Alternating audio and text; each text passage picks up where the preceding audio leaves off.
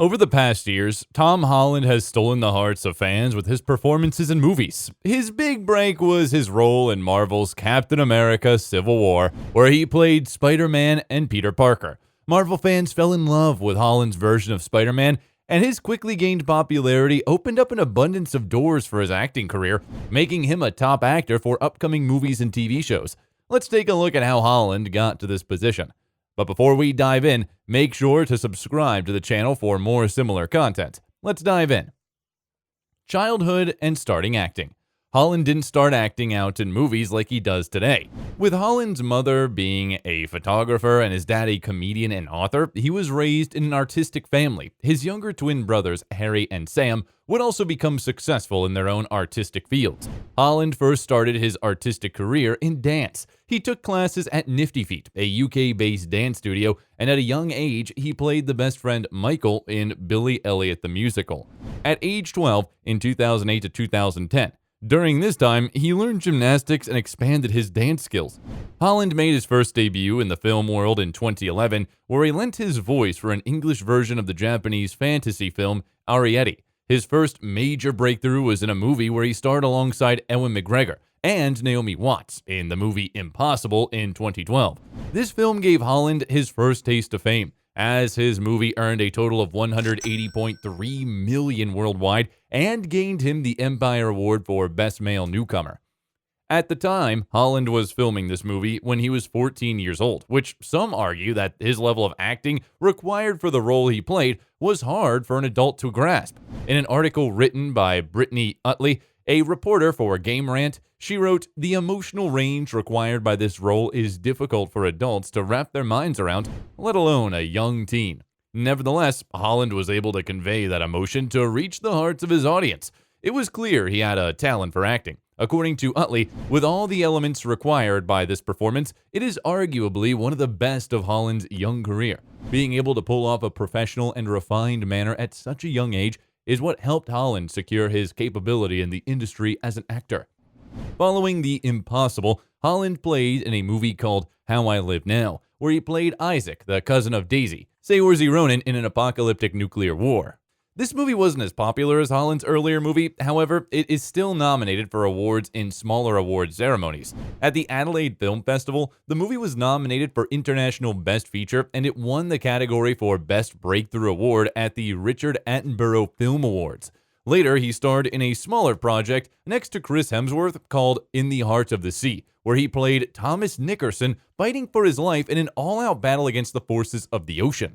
This movie wasn't the best, but the performances by the actors, including Holland, is what vastly helped the movie. In an article written by Matt Edwards, a reporter for Den of Geek, he writes, "Fortunately, the film is boosted significantly by the performances of the cast." He also said, "Both Gleeson and Holland also stand out as different versions of Nickerson." Holland's acting skills are a level to match, and it was after a small project called Wolf Hall, where he played Gregory Cromwell in a historical drama, that Holland was ready to take off and swing into the Marvel Cinematic Universe. Holland's big break. His big break came in 2016, playing the role of Peter Parker in Captain America Civil War, which is one of the most recurring film characters in Hollywood history. Holland kept playing Peter Parker in the MCU, and as Peter Parker was again becoming a vastly popular character, Holland's popularity skyrocketed. People found Holland's portrayal of Peter Parker and Spider-Man in Spider-Man Homecoming to be a perfect representation of who the character is supposed to be. In a review written by Dennis Manning about Holland's acting in the role of Spider-Man, Manning writes, "Tom Holland has that perfect mix of wide-eyed innocence and wisecracking facade that makes up Spider-Man." Well, when you are auditioning for a chance to play one of the greatest superheroes ever in human history, the pressure is unimaginable. The idea of the new Spider-Man had received a lukewarm response from the audience, and there was a lot of pressure to meet the expectations of fans. Do you know more than 200 young men auditioned for the role, including Tom Holland, who appeared for the screen test along with Chris Evans and Robert Downey Jr.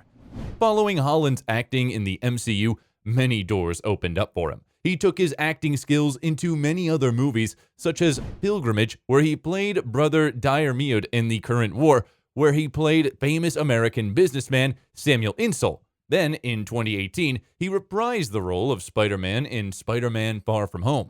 The Spider-Man movies were the biggest help in growing Holland's career to gain the title of an A-list actor.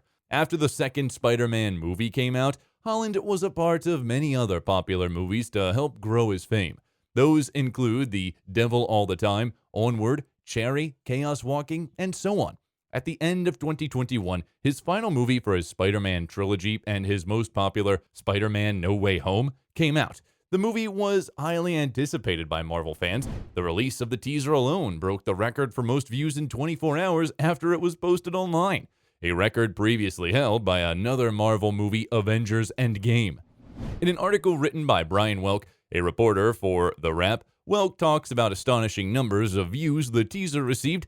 Sony announced Wednesday that the teaser for Spider-Man No Way Home was viewed 355 million times globally in its first 24 hours. Avengers Endgame previously set the one-day record with 289 million views.